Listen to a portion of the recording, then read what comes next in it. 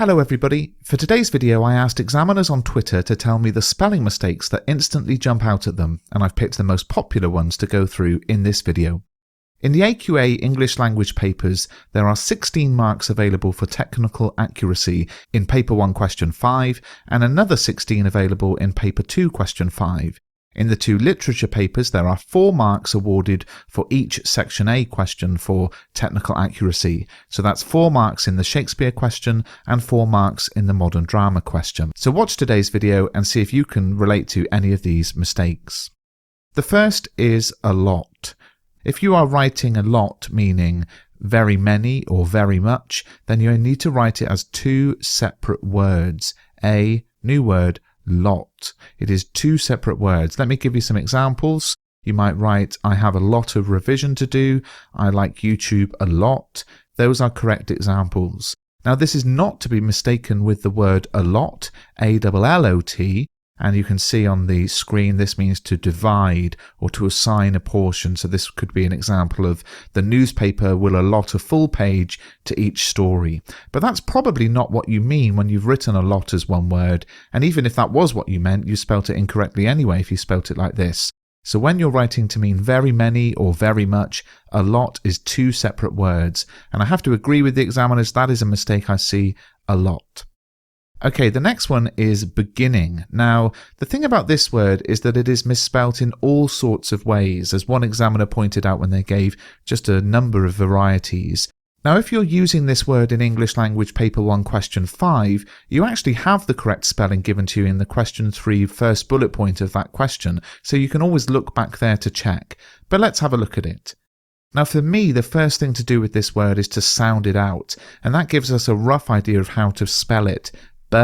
Beginning. Beginning. If you sound it out into the 3 syllables, what you're going to find is that clearly it's not begging, and it's not begging, and it's not beginning, but it still could be any other of the variety of spellings. The key thing is, once we know that it's got the sounded out beginning, we have to try to remember somehow that it is 1 G and 2 N's. Perhaps you can think that beginning begins with 1, that's the G, and moves on to 2, the 2 N's. But 1 G, 2 N's in the middle of beginning is pretty much where most of the mistakes fall once you've actually sounded out the word beginning.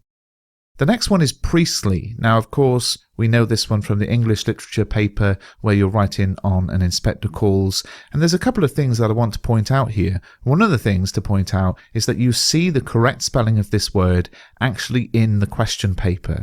So just have a look at it on there if you can't remember, because of course, it's I-E-S-T-L-E-Y.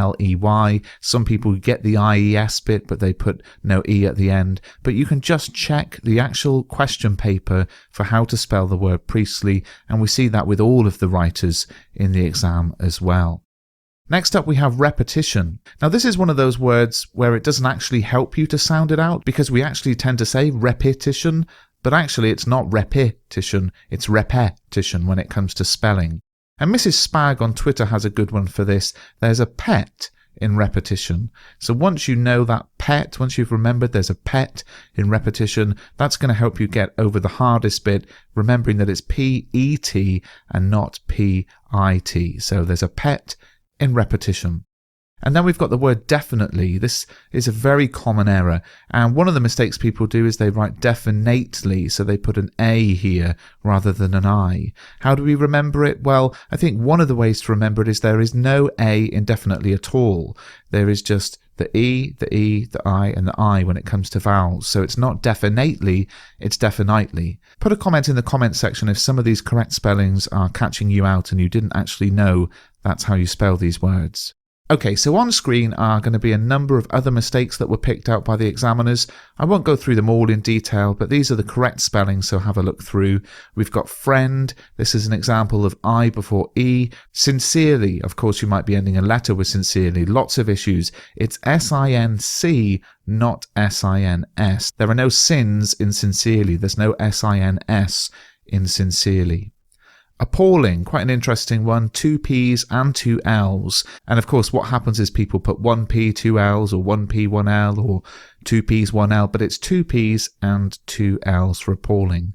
The word quote, so often used in an exam, is Q-U-O-T-E, not Q-O-U-T-E.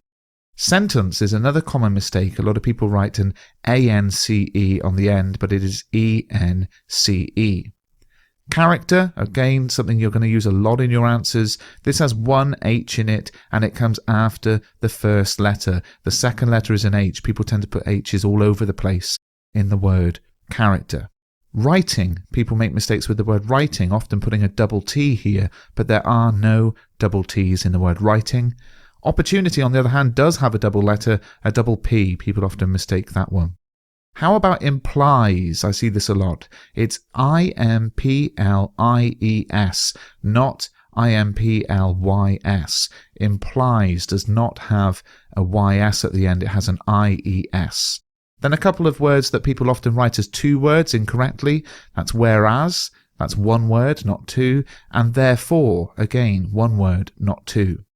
Disgusted came up. Now, people often write that with a C, and again, it sounds like that's how we say it, disgusted, but it is disgusted with a G. And excited, people often put an S rather than a C, but for the word excited, it is E-X-C. So put a comment in the comment section if you know you've made some of these mistakes before. Some of these words have sort of spelling rules and easy ways to remember. Other ones you're just going to have to look at them and try to memorize the correct spelling. But I thought it would be useful because if we know that examiners say these are the words that jump out to them instantly, you definitely want to get these ones right. Whether you're going to use them in the exam or not, we don't necessarily know. But I hope you found this video useful. Please do give it a thumbs up and subscribe to the channel.